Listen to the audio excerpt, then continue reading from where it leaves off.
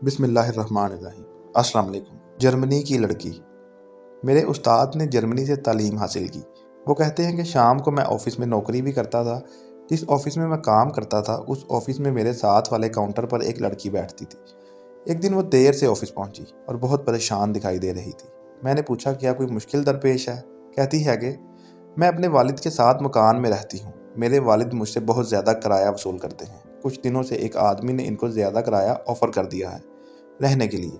मेरे बाप ने कहा कि घर में रहने के लिए या तो तुम भी किराया बढ़ाओ या फिर मैं दूसरे आदमी से मामला निपटा दिए देता हूँ। मैंने अपने वालिद से कहा कि मेरी सालाना तरक्की आने वाली है, इसके बाद मैं भी ज़्यादा किराया आपको देने लगूंगी।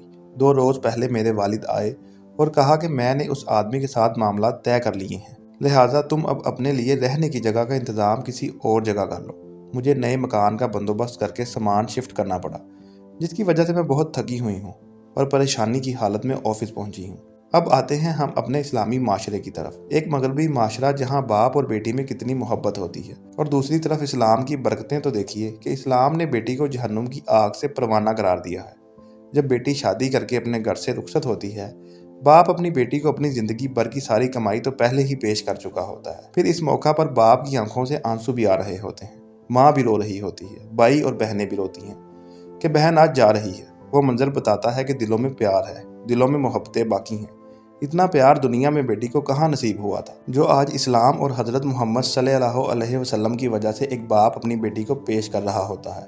अब आप इन दोनों में फ़र्क खुद कर सकते हैं।